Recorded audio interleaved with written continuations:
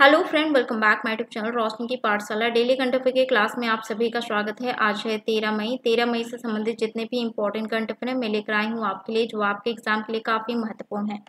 तो आज का पहला इंपॉर्टेंट क्वेश्चन है, नीरज चोपड़ा ने दोहा डायमंड लीग में कौन सा मेडल जीता है? तो इसका राइट आंसर हो जाएगा, उन्होंने सिल्वर मेडल जीता है। ऑप्शन बी इसका राइट आंसर हो जाएगा। चेक रिपब्लिक के जैकब वादलेच पहले नंबर पर रहे हैं, उन्होंने 88.38 मीटर का बेस्ट थ्रो फेंका था। और वहीं भारत के स्टार भाला फेंक खिलाड़ी नीरज चोपड़ा ने दोहा डायमंड लीग 2024 में 88.36 मीटर के बेस्ट एफर्ट के साथ रजत पदक जीता था। और ग्रेनेडा के पीटर्स एडरसन तीसरे नंबर पर रहे हैं, फिनलैंड के हेलेंडर ओलिवर चौथे नंबर पर रहे हैं और मोल्डोवा के मार्डेयर एड्रियन पांचवें नंबर पर रहे हैं। भारत के अन्य जेवलिन थ्रोअर किशोर जेना 10 एथलेटिक्स में जो है 9वें नंबर पर रहे हैं और दोहा डायमंड लीग 2023 में नीरज चोपड़ा ने गोल्ड मेडल हासिल किया था। और भी नीरज चोपड़ा की उपलब्धियों की अगर हम देखें तो 2016 में जूनियर विश्व चैंपियनशिप और दक्षिण खेल एशियाई खेल में जो है उन्होंने स्वर्ण पदक जीता है, जो कि 2016 का है। और 2018 में एशियाड और राष्ट्रमंडल खेल में उन्होंने स्वर्ण पदक हासिल किया है। 2020 में टोक्यो ओलंपिक में स्वर्ण पदक हासिल किया है। 2022 में डायमंड लीग में स्वर्ण पदक हासिल किया है। 2023 में विश्व एथलेटिक्स चैंपियनशिप में स्वर्ण पदक हासिल किया है। तो ये नीरज चोपड़ा की उपलब्धियां हैं, आप नोट डाउन जरूर कीजिएगा। साथ ही स्पोर्ट्स से संबंधित महत्वपूर्ण करंट अफेयर भी हम डिस्कस कर लेते हैं। रियल मैड्रिड ने 36वीं बार ला लीग का खिताब जीता है। रश्मि कुमारी ने राष्ट्रीय महिला कैरम खिताब जीता है। पुरुष और महिला राष्ट्रीय खो खो का खिताब महाराष्ट्र ने जीता है। रूस के आंद्रे रूबलेव ने जो है मैड्रिड ओपन 2024 का खिताब जीता है। युजवेंद्र चहल T20 में 350 विकेट का आंकड़ा छूने वाले पहले भारतीय खिलाड़ी बने हैं।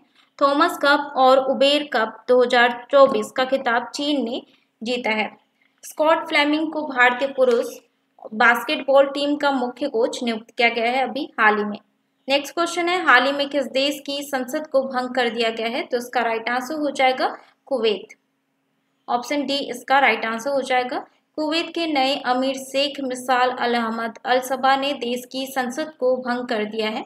अमीर ने सरकारी विभागों पर अपना कंट्रोल जो है प्राप्त कर लिया है। संसद भंग होने के बाद नेशनल असेंबली की सभी शक्तियां अमीर और देश की कैबिनेट के पास आ गई हैं। 13 मई 2024 को चुनाव के बाद पहली बार संसद की बैठक होनी थी, लेकिन कुछ राजनेताओं ने इसमें हिस्सा लेने से मना कर दिया था।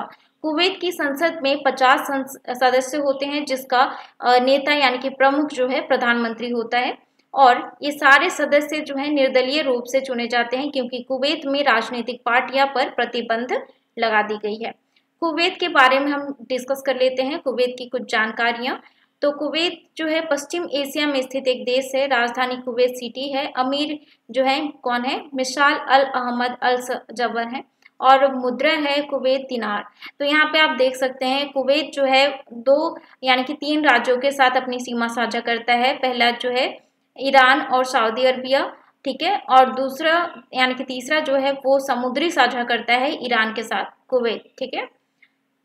राष्ट्र यानी कि संयुक्त राष्ट्र संघ की असेंबली में किसे परमानेंट मेंबर बनाने का प्रस्ताव पास हुआ है? तो इसका राइट आंसर हो जाएगा फिलिस्तीन को।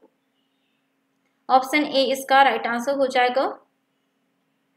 संयुक्त राष्ट्र संघ की असेंबली में फिलिस्तीन को परमानेंट मेंबर बनाने का प्रस्ताव जो है पास कर दिया गया है। अरब देशों में यूनाइटेड नेशंस की जनरल असेंबली में फिलिस्तीन को यूनाइटेड नेशंस का परमानेंट सदस्य बनाने का प्रस्ताव रखा गया था।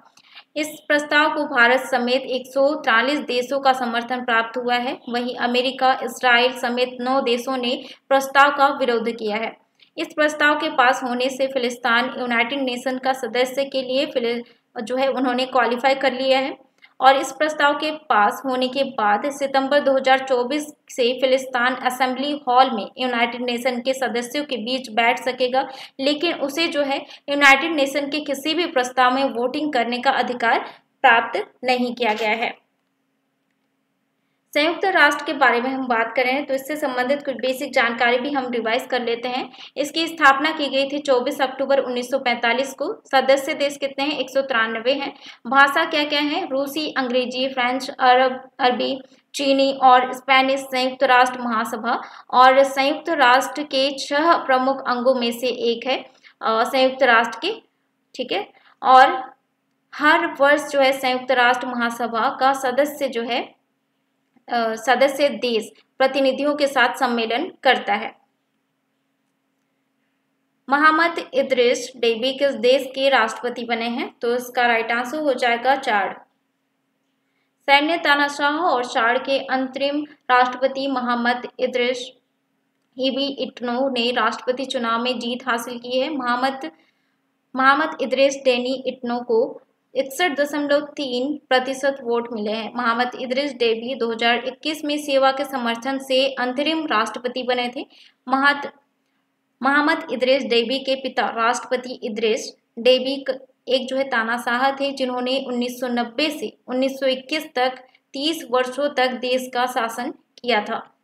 चाड की हम बात कर रहे हैं तो चाड गणराज्य से संबंधित कुछ बेसिक जानकारी हम देख लेते हैं। राजधानी एनजमेना है, मुद्रा है CFA फ्रैंक, राष्ट्रपति है मोहम्मद इदरिस डेबी इट्नो, और क्षेत्रफल की दृष्टि से यह अफ्रीका का 5वां सबसे बड़ा देश है। राष्ट्रपति का कार्यकाल जो है 6 वर्ष का होता है, ठीक है, चाड में। तो यहाँ पे आप चाड का लोकेशन देख सकते हैं, जो कि नाइजर और नाइजीरिया और कैमरून, सेंट्रल अफ्रीकन रिपब्लिकन और सूडान और लीबिया के साथ जो है अपनी सीमा साझा करता है। नेक्स्ट क्वेश्चन है, यूनाइटेड वर्ल्ड रेसलिंग ने किस भारतीय पहलवान को निलंबित कर दिया है? तो इसका राइट आंसर हो जाएगा बजरंग पुनिया को निलंबित कर दिया गया है यूनाइटेड वर्ल्ड रेसलिंग के द्वारा। बजरंग पुनिया वे जो है विश्व में नंबर 1 स्थान पाने वाले और 4 विश्व चैंपियनशिप पदक जीतने वाले पहले भारतीय पहलवान हैं। बजरंग पुनिया ने टोक्यो ओलंपिक 2020 में ब्रॉन्ज मेडल जीता था और 2016 में गोल्ड कोस्ट कॉमनवेल्थ गेम्स में स्वर्ण पदक जीता था। 2022 बर्मिंघम राष्ट्रमंडल खेलों में स्वर्ण पदक जीता था और 2019 में भारत के सर्वोच्च खेल पुरस्कार राजीव गांधी खेल रत्न पुरस्कार इसे जो है अब मेजर ध्यानचंद खेल रत्न पुरस्कार के नाम से जाना जाता है, जो कि खेल की जो यानी कि भारत के सर्वोच्च खेल पुरस्कार में से एक है। यूनाइटेड वर्ल्ड रेसलिंग की हम बात कर रहे हैं तो इससे संबंधित बेसिक जानकारी देख लेते हैं। यूनाइटेड वर्ल्ड रेसलिंग एक अंतर्राष्ट्रीय संस्था है, दुनिया में कुश्ती को नियंत्रित करती है और मुख्यालय कहाँ है? कोर्सियर सूरवेवे स्विट्जरलैंड में स्थित है। अध्यक्ष हैं नेनाद लालोविच। नेक्स्ट क्वेश्चन है, रिजर्व बैंक ऑफ इंडिया ने हाल ही में किसे एग्जीक्यूटिव डायरेक्टर नियुक्त किया है? तो इसका राइट आंसर हो जाएगा आर लक्ष्मीकांत को नियुक्त किया गया है। रिजर्व बैंक ऑफ इंडिया ने आर लक्ष्मीकांत राव को तत्काल प्रभाव से एग्जीक्यूटिव डायरेक्टर के रूप में नियुक्त किया गया है। आर लक्ष्मीकांत राव इससे पहले डिपार्टमेंट ऑफ रेगुलेशन में चीफ जनरल मैनेजर इंचार्ज के तौर पर जो है काम कर रहे थे। राव ने RBI चेन्नई में बैंकिंग लोकपाल के रूप में भी कार्यभार संभाला है। भारतीय रिजर्व बैंक की हम बात कर रहे हैं तो इससे संबंधित बेसिक जानकारी हम रिवाइज कर लेते हैं। भारतीय रिजर्व बैंक अधिनियम 1934 में पारित किया गया था। 1 अप्रैल 1935 में RBI ने अपना परिचालन शुरू किया और 1949 में इसका राष्ट्रीयकरण किया गया था। और पहले जो है यानी कि कोलकाता में था इसका मुख्यालय, फिर 1947 में मुंबई में स्थानांतरित कर दिया गया। RBI के वर्तमान में 33 कार्यालय हैं और सर ऑस्बर्न स्मिथ RBI के पहले गवर्नर थे और RBI के पहले भारतीय गवर्नर की अगर हम बात करें तो CD देशमुख थे और RBI के वर्तमान में 25वें गवर्नर शक्तिकांत दास जी हैं। इसरो ने PS4 रॉकेट इंजन का सफल परीक्षण किया है। यह किस लॉन्च व्हीकल का हिस्सा है? तो इसका राइट आंसर हो जाएगा PSLV का हिस्सा है। इंडियन स्पेस रिसर्च ऑर्गेनाइजेशन ने PS4 रॉकेट इंजन का सफल परीक्षण किया है। यह जो इंजन है पोलर सैटेलाइट लॉन्च व्हीकल का अहम हिस्सा है। इसरो ने इसे 3D प्रिंटिंग का इस्तेमाल कर एक टुकड़े में बनाया है। तो यह जो है बहुत ही इंपॉर्टेंट है, क्वेश्चन पूछा जा सकता है। नेक्स्ट हम देख लेते हैं, जेम्स एंडरसन ने रिटायरमेंट की घोषणा की है, वह किस देश के क्रिकेटर हैं? तो इसका राइट आंसर हो जाएगा वे जो है इंग्लैंड के क्रिकेटर हैं। इंग्लैंड के तेज गेंदबाज जेम्स एंडरसन टेस्ट क्रिकेट से रिटायरमेंट लेने जा रहे हैं। जुलाई में वे 42 साल के हो जाएंगे और जेम्स एंडरसन 10 जुलाई को वेस्ट इंडीज के खिलाफ लॉर्ड्स के मैदान का पूरा नाम है प्रभु का लॉर्ड्स क्रिकेट ग्राउंड, जिसे जो है आमतौर पर लॉर्ड्स के मैदान के नाम से जाना जाता है, और ये कहाँ पे है? लंदन में स्थित है। ठीक है, अपना आखिरी टेस्ट मैच जो है वे खेलेंगे कहाँ पे? लॉर्ड्स के मैदान में।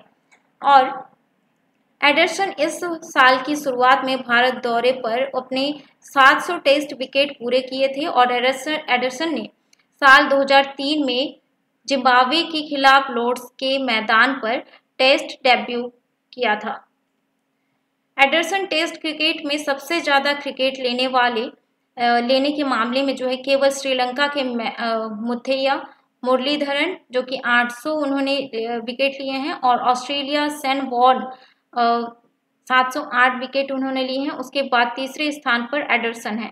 और हाल ही में न्यूजीलैंड के कॉलिन मुनरो ने जो है अंतर्राष्ट्रीय क्रिकेट से संन्यास लिया है, यह भी नोट डाउन जरूर कीजिएगा। मुनरो ने न्यूजीलैंड के लिए एक टेस्ट और 57 अंतर्राष्ट्रीय और 65 T20 खेले हैं। दुनिया का सबसे शक्तिशाली और सौर तूफान 20 सालों बाद कब पृथ्वी से टकराया है? तो बहुत ही इंपॉर्टेंट क्वेश्चन है, एग्जाम की दृष्टि से एग्जाम में पूछा जा सकता है। तो इसका राइट आंसर हो जाएगा 10 मई को जो है पृथ्वी से टकराया है। दुनिया का सबसे शक्तिशाली सौर तूफान 20 सालों बाद जो है 10 मई को धरती से टकराया है, और तूफान के कारण तस्मानिया से लेकर ब्रिटेन तक आसमान में तेज बिजली जो है कड़की है। इस दौरान जो है सौर तूफान की वजह से आसमान अलग अलग रंगों में दिखाई दिया है, और कई सैटेलाइट और पावर ग्रिड्स को भी नुकसान पहुंचा है इसके कारण। और सौर तूफान आने का कारण जो है सूर्य से निकलने वाला कोरोनल मास इजेक्शन है। ठीक है, तो इस तूफान के कारण जो है बादलों में कुछ इस तरीके से कलर दिखाई देने को मिली। हम बात कर रहे हैं कोरोनल मास इजेक्शन, जिसके कारण जो है सौर तूफान आई थी। तो ये होता क्या है? कोरोनल मास इजेक्शन जो है सूर्य पर होने वाले खतरनाक विस्फोट हैं, जिनकी जो है पृथ्वी पर भी असर होता है, क्योंकि ये सीधे पृथ्वी की ओर आते हैं, और ये सूर्य की सतह पर जो है होने वाले सबसे बड़े विस्फोट में से एक माने जाते हैं। सौर तूफान का असर जो है सप्ताह के अंत तक रहेगा, और सूर्य से पृथ्वी की ओर बड़े और चुंबकीय तूफानों के कारण लद्दाख के हैनले डार्क स्काई रिजर्व में आसमान गहरे लाल रंग की चमक से रोशन हो गया था। और यह सौर तूफान जो है अक्टूबर 2003 के बाद आए हेलोवीन तूफान के बाद दूसरा बड़ा तूफान है। हेलोवीन तूफान के कारण स्वीडन में ब्लैकआउट हुआ था, और दक्षिण अफ्रीका में ग्रिड ठप पड़ गए थे। और दुनिया का सबसे शक्तिशाली सौर तूफान 1859 में धरती से टकराया था, जिसका नाम जो है कैरिंगटन इवेंट था। तो यह जो है बहुत ही इंपॉर्टेंट पॉइंट्स है, आप नोट डाउन जरूर कीजिएगा। पहला तूफान कौन सा था, उसका नाम क्या था, ठीक है, और ब्लैकआउट कहाँ पे हुआ था, ठीक है। तो और 1859 में कौन सा तूफान आया था, उसका नाम क्या था, ठीक है। ये पॉइंट आप नोट डाउन जरूर कीजिएगा। नेक्स्ट लास्ट क्वेश्चन हम देख लेते हैं करंट अफेयर के। तो 22वीं एशियाई स्क्वैश चैंपियनशिप किस देश में शुरू हुई है? तो इसका राइट आंसर हो जाएगा चाइना में यह जो है शुरू हुई है। 22वीं एशियाई टीम स्क्वैश चैंपियनशिप 12 से 16 जून 2024 तक चीन के डालियान में आयोजित की जाएगी। Squash rackets federation of India ने 22वीं एशियाई टीम स्क्वैश चैंपियनशिप में भाग लेने वाले भारतीय टीम की घोषणा की है। वेलावन सेंथिल कुमार जो हैं भारतीय पुरुष टीम का नेतृत्व करेंगे, और रतिका सिलन महिला टीम का नेतृत्व करेंगी। अभी हाल ही में वेलवन सेंथिल कुमार ने 2024 batch open challenger squash tournament उन्होंने जीता है, और एशियन टीम स्क्वैश चैंपियनशिप का आयोजन हर 2 साल में किया जाता है। महिला यानी कि पहली पुरुष एशियाई टीम स्क्वैश चैंपियनशिप 1981 में कराची पाकिस्तान में आयोजित की गई थी, जिसमें पाकिस्तान ने ही जो है मैच जीता था। और पुरुष वर्ग में पाकिस्तान सबसे सफल टीम रही है, जिसमें 15 बार खिताब जीता है, और मलेशिया ने इसे 3 बार जीता है, और भारत ने 1 बार 2022 में जीता है पुरुष वर्ग में। महिला वर्ग में अगर हम बात करें तो भारतीय महिला टीम ने केवल 1 बार 2012 में खिताब जीता था। Squash rackets federation of India की हम बात कर रहे हैं, तो इससे संबंधित कुछ बेसिक जानकारी हम देख लेते हैं। भारत में खेल को संचालित करने और बढ़ावा देने के लिए स्क्वैश जो है रैकेट्स फेडरेशन ऑफ इंडिया की स्थापना की गई थी। मुख्यालय जो है चेन्नई में स्थित है और अध्यक्ष है देवेंद्र नाथ सारंगी। अब बारी है रिवाइज करने की पिछले करंट अफेयर को। मिखाइल मिशुस्टिन किस देश के प्रधानमंत्री बने हैं? तो इसका राइट आंसर हो जाएगा, वे जो हैं रूस के प्रधानमंत्री बने हैं। और भारत और फ्रांस के बीच सैन्य अभ्यास शक्ति 2024 का आयोजन किस राज्य में किया जाएगा? तो इसका राइट आंसर हो जाएगा मेघालय में किया जाएगा। राष्ट्रीय प्रौद्योगिकी दिवस कब मनाया जाता है? तो इसका राइट आंसर हो जाएगा 11 मई को मनाया जाता है। हाल ही में महिलाओं के खिलाफ हिंसा से निपटने के लिए पहला कानून अपनाया है, तो किसने अपनाया है? यूरोपीय संघ ने अपनाया है। हाल ही में किसने Oxford book store book cover पुरस्कार 2024 जीता है? तो इसका राइट आंसर हो जाएगा भावी मेहता ने जीता है। भारत किस महाद्वीप में औपचारिक रूप से नया अनुसंधान स्टेशन विकसित करेगा? तो इसका राइट आंसर हो जाएगा अंटार्कटिका में विकसित करेगा। लेडीज यूरोपियन टूर पर 100 इवेंट खेलने वाली पहली भारतीय महिला गोल्फर कौन बनी है? तो इसका राइट आंसर हो जाएगा दीक्षा डागर बनी है। किस देश के राजदूत ने नागालैंड में कोहिमा शांति स्मारक का उद्घाटन किया है? तो इसका राइट आंसर हो जाएगा जापान ने। भारतीय नौसेना के चीफ ऑफ पर्सनल कौन बने हैं? तो इसका राइट आंसर हो जाएगा संजय भल्ला बने हैं। और मिस टीन यूएसए 2023 कौन थी जिन्होंने अपना खिताब छोड़ दिया है? तो इसका राइट आंसर हो जाएगा उमा सोफिया ने अपना खिताब छोड़ा है। ऑप्शन सी इसका राइट आंसर हो जाएगा। अब बारी है एडिशनल जीके की। आज के एडिशनल जीके में हम देखेंगे स्वतंत्रता आंदोलन से संबंधित आंदोलन और वर्ड्स, ठीक है, जो कि एग्जाम में डेफिनेटली पूछे जाते हैं। ये स्टैटिक जीके है, ठीक है, ये पार्ट 1 है। इससे संबंधित और भी जो है सेकंड पार्ट में लेकर आऊंगी। तो बंग भंग आंदोलन जो है, जो कि एक स्वदेशी आंदोलन थी, वो कब चलाई गई थी? 1905 में। मुस्लिम लीग की स्थापना कब की गई? 1906 में। कांग्रेस का बंटवारा हुआ था 1907 में। और होम रूल आंदोलन 1916 में किया गया था। रोलेट एक्ट जो है 19 मार्च 1919 में किया गया था। जलियांवाला बाग हत्याकांड कब हुआ था? 13 अप्रैल 1919 में। खिलाफत आंदोलन 1919 में किया गया था। और हंटर कमेटी की रिपोर्ट का प्रकाशित जो है कब किया गया था? 18 मई 1920 में। कांग्रेस का नागपुर अधिवेशन जो है दिसंबर 1920 में 20 ईस्वी में किया गया था। और लखनऊ पैक्ट जो है दिसंबर 1916 में किया गया था। तो यह जो है इम्पोर्टेंट फैक्ट हैं और स्टैटिक जीके हैं, जो कि एग्जाम में पूछे ही जाते हैं, ठीक है। तो आज का क्लास कैसा लगा कमेंट करके जरूर बताएं। ऐसे ही डेली इंपॉर्टेंट करंट अफेयर के क्वेश्चन आंसर देखने के लिए मेरे चैनल को सब्सक्राइब करिए, साथ ही बेल आइकन को प्रेस कीजिए ताकि आने वाली वीडियो का नोटिफिकेशन आपको मिलता रहे। प्लीज़ वीडियो को जरूर लाइक कीजिए और ज़्यादा से ज़्यादा शेयर कीजिएगा। साथ ही आप टेलीग्राम ग्रुप से भी जुड़ सकते हैं। टेलीग्राम ग्रुप का जो लिंक है डिस्क्रिप्शन बॉक्स में दिया हुआ है। साथ ही नेक्स्ट क्लास में लेकर आऊँगी साइंस से संबंधित घटना चक्र का 17 यानी कि 17वां क्लास, जिसमें हम देखेंगे प्रकाश संश्लेषण, ठीक है। मिलते हैं नेक्स्ट वीडियो में।